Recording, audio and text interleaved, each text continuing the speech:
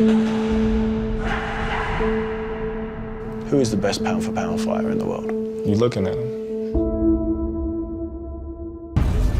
I started boxing when I was 7. I anticipate being the world champion. Who's the best pound-for-pound fighter in the world today? Terence Crawford. We fight to get better and better. Push, boom, go. My dad always told me as a kid, when you get in the ring, don't play with nobody. Being that he got shot and all the stuff that he went through, that's an inspiring story. I'm a good guy. I'm a good guy. Come on, pop. He's the best all-around athlete that I've ever seen. I'm a fighter, I'll fight. Oh, that's surely it. I don't think anybody has seen Terence Crawford in his prime. Me becoming undisputed, that was a great moment for me in my career and my legacy. He's getting better and better. Terence actually gets better as the rounds go on. What a punch! What a punch! I think he is the best pound fighter in the world. Oh, my goodness! Oh, good shot, great shot. One of the best fighters in the world, so we're gonna be prepared for everything that he brings come fight night. I don't gotta say nothing, you know. I see him April 20th.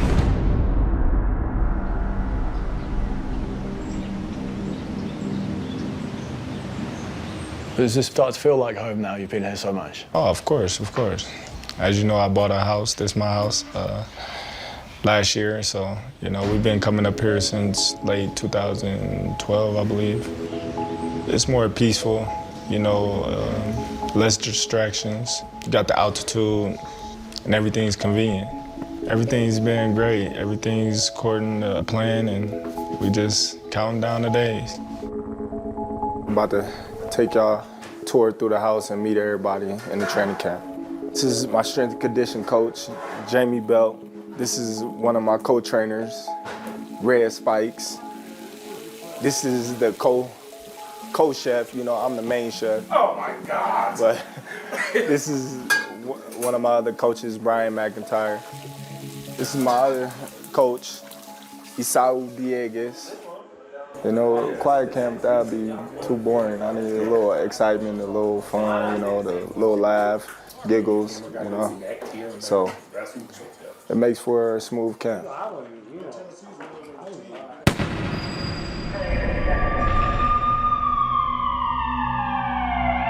We were speaking to Amir recently, and Amir's life changed when he won an Olympic medal in 2004. Your life changed in very different circumstances in 2008 after you got shot, is that right? Oh, life changed 360. You know, I was one of those troubled kids, I should say, out in the streets, doing whatever. Even though I had boxing, you know, to take up a lot of my time, I still was doing a lot of stuff that I shouldn't have been doing. Well, it just made me move a little different. I take it as a wake-up call, but that's old, that's behind me, you know.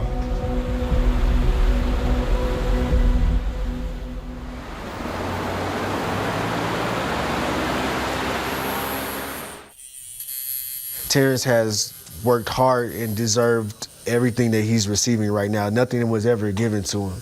Nothing was ever given to us. You know, we had to take risk and prove ourselves night in and night out in the boxing world. I mean, it was a couple of incidences that's happened through his life, and I've always been a big brother to him, you know what I mean, and I always tried to steer him the right way, but it's just some things is out of your control.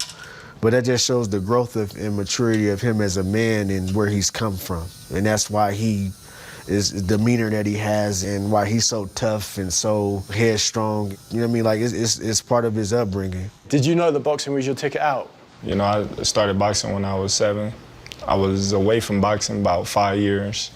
I came back in 2002. That's when I really got serious with boxing and felt that I can do something real good with it. When I first got in the ring, it was just an all-out brawl.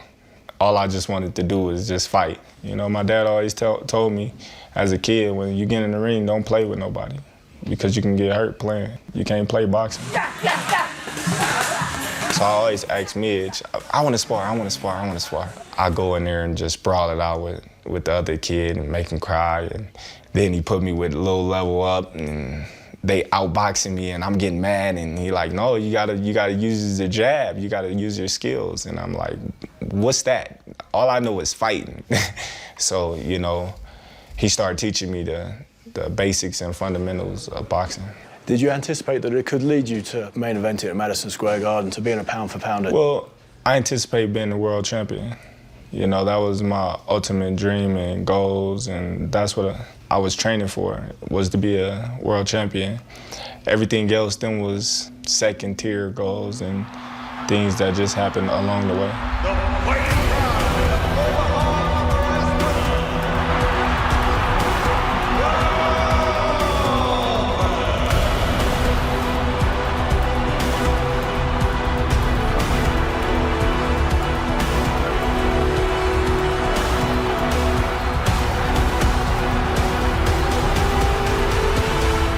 Your career hit the accelerator when you started sparring Tim Bradley, am I right? Right. Well, that time, I wasn't getting any fights or getting any calls for anything, so it was kind of like I was on the shelf. And I was kind of frustrated because I would see a lot of people on TV that I felt I was way better than. So I will always ask my manager to step me up. You know, like, let me fight one of those guys. Let me fight a guy he'd just tell me, be patient.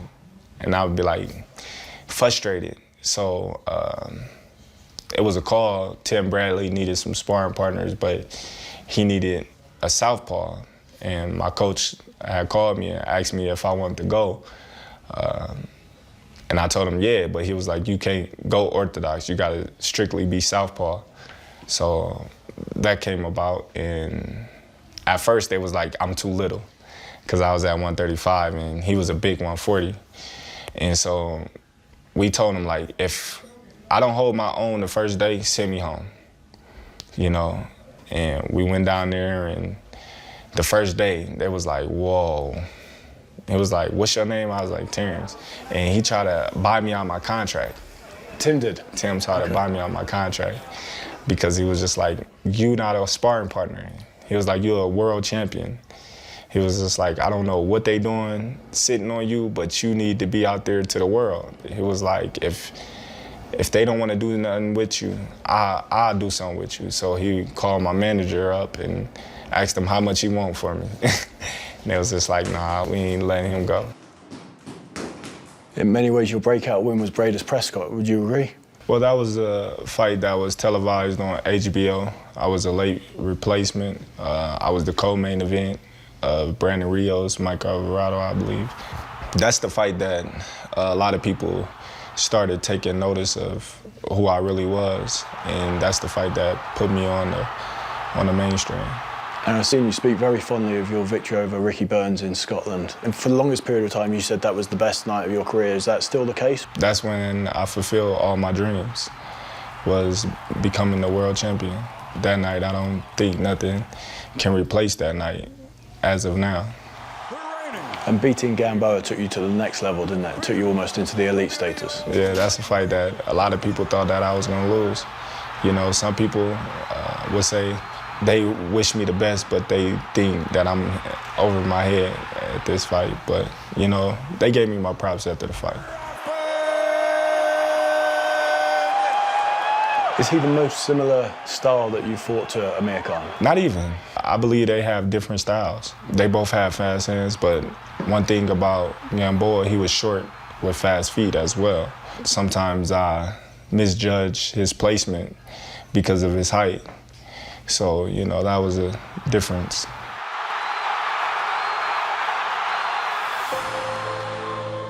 Are you a role model? Not just to your kids, but to young fight fans and so forth. You embrace that responsibility? Well, it was something that I really didn't, you know, actually want. But when it came around, you know, it was something that I had to deal with and show the young generation, you know, the right thing to do. So basically, that actually helped me in a sense, because when you got younger kids looking up to you and telling you that they want to be like you when you grow up, you can't give them bad habits. You can't show them negative things. So that helped me in my life too. How much did he need that family, the family that he's got now, to help him straighten out? I think we all needed it. You know what I mean? It doesn't matter It doesn't matter how you've come up. You know what I mean? Everyone needs family structure, you know, someone to give you the right advice in your life. I mean, I can think back through my life where people have gave me little advice here or there, and they might not even remember it. Boxing has been a way out for all of us. I mean, I started boxing at 20 years old. I didn't start young. It was just something that, you know, I was just a natural at. And I never, to this day, would ever thought I would be a coach. Never thought I would be a coach of a world champion and be on this level. That was never my aspiration. So it's just great. Do the streets still call you? Nah, the streets don't call me. Sometimes I might get mad or something at somebody, but that stuff is behind me. So were you a good guy that did bad things, or were you a bad guy that's now good? I don't know. I'm a good guy. I'm a good guy. Fast as you can, pull, run with it, run with it. Listen, there's always bumping and bruises along the road. It's like sharpening a pencil. You gotta stay sharp. There's always room for improvement. There's never been a perfect fighter. I believe Terence is always going to continue to learn, not only for boxing, but just in life in general. I don't think anybody has seen Terence Crawford in his prime. Like, he's the best overall athlete I've ever been around. You know, it's business, it's the office. I enjoy it because this is what I love to do.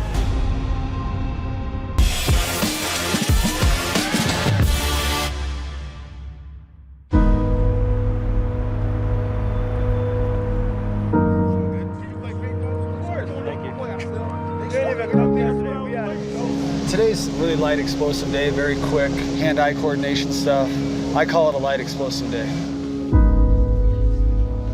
What kind of athlete is Terence?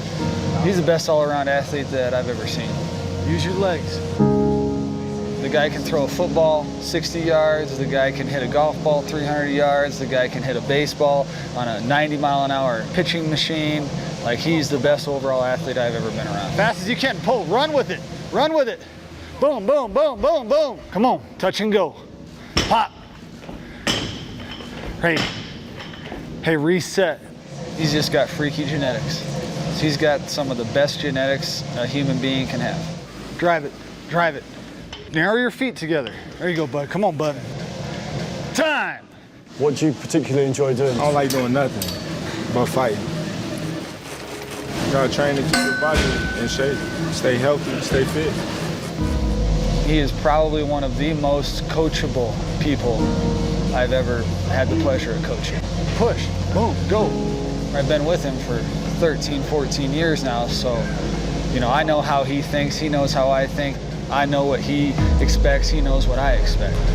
So a lot of the times, like especially in these types of sessions, he sees everything, he sees the stuff that I have set up, he already knows what's happening.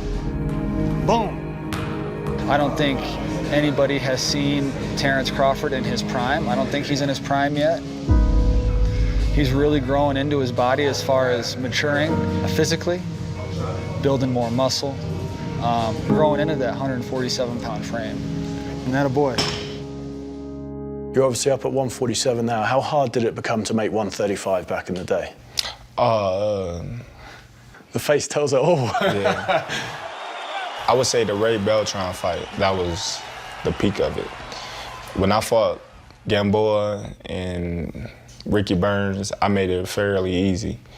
You know, it's just that transition from fight to fight, and I did everything the same. And when I fought Beltran, it just stuck to me, and it was time to move up. What kind of things did you have to do to shift the weight? Work out. I was working to lose weight, I should say. You know, I wasn't working to get better. I was working to lose the weight, so it took a lot out of me and put a lot of stress on my body as well. And what courses have you done cooking-wise? Oh man, I've went to two different schools. I spent some time in different parts of the country learning how to cook. I spent probably 7, 8 years in school, back and forth over the period of time of just cooking, you know. You find this stuff therapeutic, don't you? Yeah. I mean, I can two places I can go where I can lose time. I can go inside the boxing gym, and I can come inside the kitchen. Okay. What's the best cheat meal? Like if you were going to treat yourself, what would you have? Oh, I'll probably have some fish or something. Yeah, some fish, some shrimp, you know. Or scampi, make a scampi or something. It look like some shrimp, vegetables, rice. Right. Yeah. It's like kids. What you cooking today, you know? And then they look all sad when you don't cook. They're going to find themselves. Yeah. Brilliant. When you're here and doing this, and you're playing cards and stuff, and you got your downtime, do you think about the fight? Sometimes, but not really. You know, I try not to think about the fight as much. You know, except when I'm training. You know, this is the time to take your mind away from certain things. Do you think about doing anything else professionally? Nah. So why boxing? Why choose boxing? Because I've been boxing all my life. All my life. The ring always been the easy way out, being that I was always, you know, in a fight. You won. I needed the 3. How much room for improvement has Terence got as a fighter? Oh, he steadily improved every fight. Every fight to get better and better. I believe Terence is always going to continue to learn, and just not only for boxing, but just in life in general when it comes, when it's revolved around boxing. You know, the insides and outsides of the ring, the business end of it, you know. So it's gonna be a while, man, before, you know, people probably see him decline. He still has a lot more to accomplish in the game, especially in this weight division, to even think about saying that he already did peak to the top. You have an unusual setup in the sense that you guys have there's 3 of you. Yeah. In a sport where there's a lot of egos floating around, how do you guys all rub along? It's been a family thing. First off, the reason why it's like publicized that it's 3 of us is because, you know, our head coach, Brian McIntyre, likes to put the shine on us because we're in the gym working hard too. You know what I mean? Like we're like a 3-headed monster. So like anytime that they're sparring or any kind of things like that, we all have our input, and that's how we sort it out. Because there's other camps that actually have more than one trainer, but like you said, ego. People don't want to give other people credit in gyms and things like that. It's like a lot of trainers have more egos than fighters these days, and we have one common goal, and that's to get Terence to be the best that he can possibly be and reach his potential. We've been together since day one, so it's like we didn't have to adjust nothing, so we've been together since day one. How much room for improvement do you have? A lot. Listen, there's always bumping and bruises along the road. You know, it's like sharpening a pencil. You gotta stay sharp. Absolutely. There's always room for improvement. If you're not in the gym to get better, that's when you get knocked off your square, when you're complacent and you're reading your own headlines and your clippings and you're listening to what everybody else is saying. There's always room for improvement. There's never been a perfect fighter. You know what I mean? It's a saying that we say you have to be comfortable with being uncomfortable, which means that you have to work on the things that you're not as strong. You work on your weaknesses, and that's uncomfortable for a lot of people to try to change and do things a different way. So that's what we try to do. We go to the gym, we study we study Terence's fights. We constantly watch him, and that's the advantage of having 3 coaches. You know, we can all look at different things. We all have a different perspective, so we can, things we can work on. Do the 3 of you get together and look at that together, or do you do it all separately and then input? Separately and together. It just depends. You know what I mean? Like, we all staying in the same house, so it's not like we got to track each other down for information or nothing like that. But, you know what I mean? We'll share with each other. We're constantly talking all day, every day, so it's not like it's a specific, we need to sit down and talk about this. It could be a drive to Walmart, and I'm like, Bo, he not moving his head, or he not doing this or that. Just for example, And boy be like, I seen that too, so we need to work on that. So when we do pad work and we do multiple things. Like I work the pads, I work the flat ball, Bo works the pads and he works the big medicine ball and the vest. We all do multiple things. So, that is certain areas in the gym that we like specifically work on certain things. So, it's and we've been doing it for a long time, so it's not too many hiccups that we have. You've known him a long time. Do you have like a paternal influence on him, or are you more friends? Every part of our relationship is friendship, father, son, uncle, nephew, business partners, manager, fighter, boxer, trainer, chef, client. So it all. So sometimes you have to put him in his place. Sometimes. Yeah, you got to. You got to. It's not necessary putting him in his place. It's just open his eyes up to some things. Yeah, we have some rocky roads and things that we've done in our past that neither one of us is proud of. Violence in the streets, just things that making bad choices. When it comes to different aspects of your life. It could be your education, it could be, outside of the gym, inside of the gym. It varies. Man, it was tough because, coming out of Nebraska is not really a hotbed of boxing in the United States. So, it was a lot of politics in the amateurs. It was politics in the pros. It was a very long road, very long and hard-fought road. We're not taking nothing for granted. We're not looking past Amir Khan to Errol Spence or anyone else. Our complete focus is April 20th. And thinking about where we've came from, you don't want to go back. You know what I mean? So that's more motivation to work and train hard.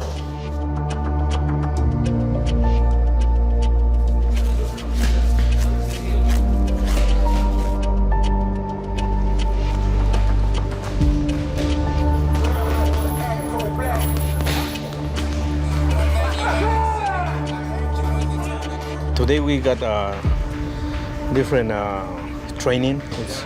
So we do it that way. We don't do like the same thing every day. So we're gonna do a series we call it Xbox. We're going 32 minutes straight with no break. Like you're switching stations. Is this business? Is this the office, or do you enjoy it here? It's both. It's business, it's the office. I enjoy it because this is what I love to do. I've been boxing since I was 7. This is pretty much all I know. He's getting better and better. These last 3 fights and these 3 camps we've done out here, there's been significant changes, in the training part of it and in his body, his strength, his stamina, his quickness. He just keeps getting better and better and better. It don't matter what your internet is if your modem can't do it. I can't get my $300. Look, he don't understand how it works. Miguel don't know how it works. Miguel, I can't get my $300. Damn. He lost the bet. He don't want to pay up. The workout just got pushed back 30 minutes. I'm getting ready. I'm getting ready. But you just said some stupid. It ain't never glitched in my house ever. You seen the characters train? What was we doing? Hey, at my house, my guy run like this, all right? Hey, over at the camp house, he be like, dude. How many times? He mad. Hey, can you just give my $1? He over there texting, baby. You gotta upgrade, baby. You gotta upgrade. Well, I just look at myself as a complete fighter. There's pretty much nothing I can't do in the ring. I can fight going forward. I can fight going backwards. I can fight going side to side. I can box, I can counterpunch, I can slug it out, I can switch from orthodox to southpaw effectively, and I can outsmart and think my opponent in the ring. When I visualize me around in the ring, I visualize everything because anything can happen. What would I do if I get hurt? What would I do if anything bad was to happen? I visualize it all.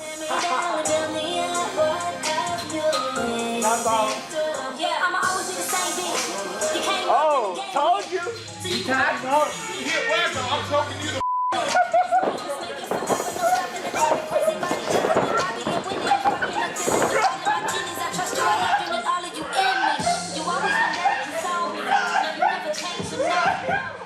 Bud's like my brother. I've been with them for the past probably 7 camps. He's taken 0 shortcuts. He's disciplined, you know. He's always 100% to himself. He never cheats himself, so you gotta vote for him, you know. He's just like, even if he wasn't like my brother right next to me, you know, all the time, you would, you know, you gotta like him.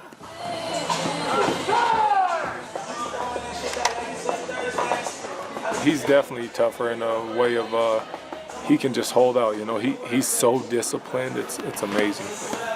He's taken 0 shortcuts. He's always 100% to himself. He never cheats himself. Hey, look, just know, 300 is the highest they can go.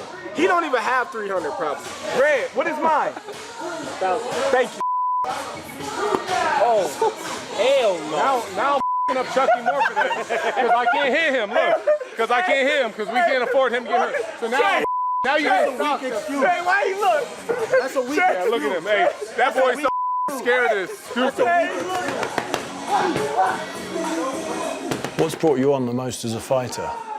I feel like I always had a professional style than amateur, and I'm a student to the game.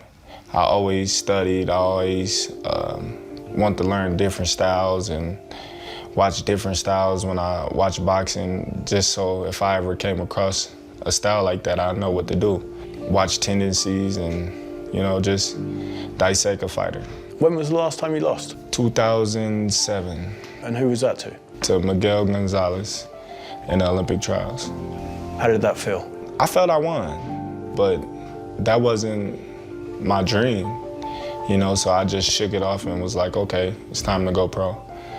You know, I see y'all in the professional league, and a lot of people that I was fighting with in the amateurs, not even close to where I'm at now, and that just shows, you know, the level that I have grown since then. Do you have a fear of losing? No. You know, I don't really too much try to think about that. You know, I know the chances of me losing in a fight is anything can happen. But at the same time, it's boxing. I don't worry about them things. I just focus on what I have to focus on, and everything else is gonna play out how it's gonna play out. He's a good fighter. He's very fast. He moves well. He got a lot of experience in big fights as well. He boxes real good. I don't think it's gonna go 12. We're at 147 pounds. To be the best, we want to fight the best. I was a lineal champion at 35. I was a lineal champion at 140. Now I'm looking to do the same thing at 147.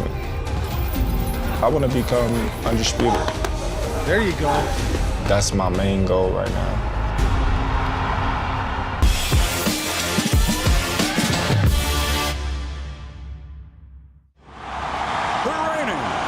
Defending, undefeated, champion of the world, Terence Crawford!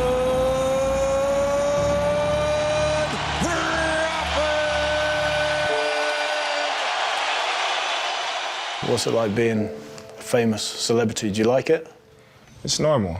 You know, this was something that I already knew would come with the territory, with becoming champion and becoming one of the best fighters in the world. So I prepared myself for this before this even happened.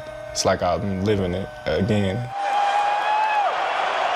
It gets frustrating sometimes, but at the same time, those are the people that's paying for your fights. Those are the people that's, you know, putting money in your pockets, I should say.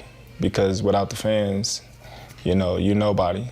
There's a lot of great fighters in the world that don't have a big following, that don't get what they deserve because of the following. Not that they not a great fighter, it's the backing. They don't have the support from the general public. You're a family man in a dangerous sport. Do you give that a lot of thought? I talk to my kids about it all the time. You know, now that they getting up in age where they can start to understand certain things, me and my son, we have talks about it all the time because I tell him I don't want him to box and he want to box. You know, he's why, and I had to break it down to him and tell him why and why I'm doing this for them and he can do something better because he got a better start and more opportunities than I had when I was his age. Do you have an end game in mind of how long you want to be fighting for? A few more years, but right now I'm not even close to thinking about that because I'm so focused on the task at hand. That's retirement. It's not even in my mind right now. The task at hand is Amir Khan. What do you make of him as a fighter? He's a good fighter. He's very fast. He moves well. He got a lot of experience in big fights as well. He boxes real good. Crawford is a tough fighter. I mean, he's a good boxer, he's a good fighter. He's very durable. He's dangerous. A lot of people don't want to fight him. And when the phone call come to me, I was like, yeah, I'll fight him. You know, it is a big fight, and I want to be in the big fights. Oh, huge right hand, and Khan down, and is he going to get up? It doesn't look like it. I think it's all over right here, and Khan just about knocked cold. People talk about his punch resistance, although he's obviously beaten people like Maidana on points and he has withstood some punishment from some good fighters. What do you make of it? Them was good fights, you know, but me personally, when I look at fighters like Maidana and the other fighters that he beat, no disrespect to those fighters, they good fighters, but Maidana was just a straight come forward fighter. That his only big win was Broner, you know, but a lot of people rate Maidana at a high status, but to me, I can't rate him at a high status because he haven't really beaten nobody. Every time he stepped up, he lost. It was because he pushed Mayweather probably, yeah. But he lost. Yeah. We don't give credit to doing good in fights. You know, if that's the case, then everybody good fighters.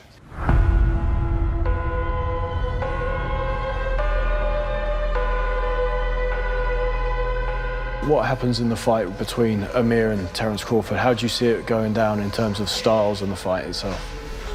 I think each one brings their set of troubles to the table that the other one will have to figure out. Amir is going to have to be on point every second of every round. Can't afford to lose focus and concentration and take it one round at a time. What kind of threat does Khan pose? Well, I mean, his speed, his experience, you know, he's a Olympic silver medalist. He's a couple-time world champion. And also, you know, he's working with a great coach, Virgil Hunter. What do you think he's got that might trouble Terence Crawford? Well, the first thing comes to mind is always his hand speed. Try to bring his IQ up with his hand speed. He's a thinking coach. He's a IQ, X's and O's type of coach. So, you know, if you go review Amir Khan's tapes, you kind of want to go look at when he was doing very good, when he was being himself. I always said he could have been a better student of the game, but at the same time, you have to let his instincts take focus and his reactions take focus. And if he's in tune every second, every round, he should do well. You don't really want to focus on too much of his bad performances. You want to more focus on what he's been doing good, because a coach like him is going to add that back to his game if he's gotten away from doing different things.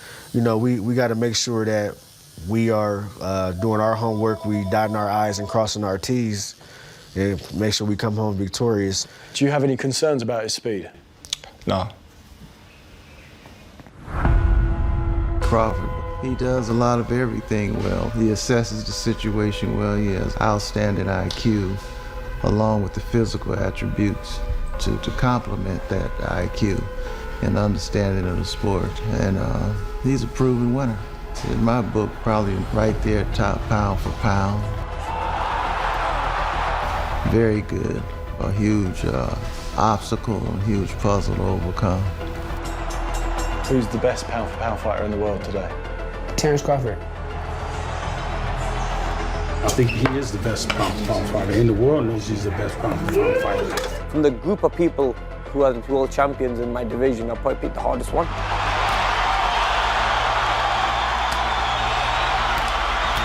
Who is the best pound for pound fighter in the world? You're looking at him.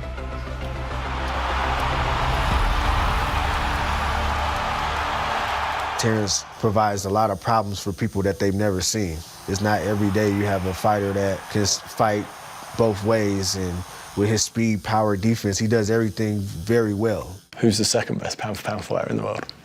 That ain't my position to rate. People are talking about, in terms of the top 5, people talk about Canelo, they talk about Errol Spence, they talk about Lomachenko and Usyk. Would you put those guys all near the top end with you? Canelo and Usyk, yes. Errol, he's a great fighter. I take no credit away from him, but I can't put him in the top 5, beating Mikey Garcia. Just like I can't give Lomachenko credit for beating Rigondeaux.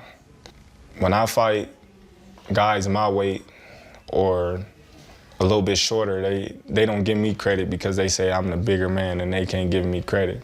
So I can't give somebody credit for fighting somebody that haven't never fought in a weight class before credit. Does Spence have a particular X on his back because people regard him as your natural rival? People are saying that's the best fight that can be made in boxing. That is the best fight, you know, on paper, but we don't know because we never fought the fight. You know, he's gifted in a lot of ways, and I'm gifted in a lot of ways, and a lot of people just view me and him as the 2 top fighters at the welterweight division. We just got to fight the fight to see who's number 1. I learned a lot from Terence Crawford, and we were very close. Where he come from and his situation, being that he got shot before and all the stuff that he went through to get to where he at today, that's an inspiring story, and I learned a lot from him in the boxing ring and outside the boxing ring. Crawford's a guy who's coming up from light welterweight to welterweight. I don't think he's ever fought anyone like me or as skillful as me. I don't expect the American to do too bad, but I know that his chin ain't all the way there, so I don't think it's gonna go 12. So I just feel that it's not an easy task, it's an easier task than the Canelo fight. Look at my resume, look who he's fought, look the guys he's fought, apart from one name, Prescott, who beat me, and he beat Prescott, but anyone else, I probably beat myself as well. First few rounds gonna be a chess match, 2 boxers that think a lot.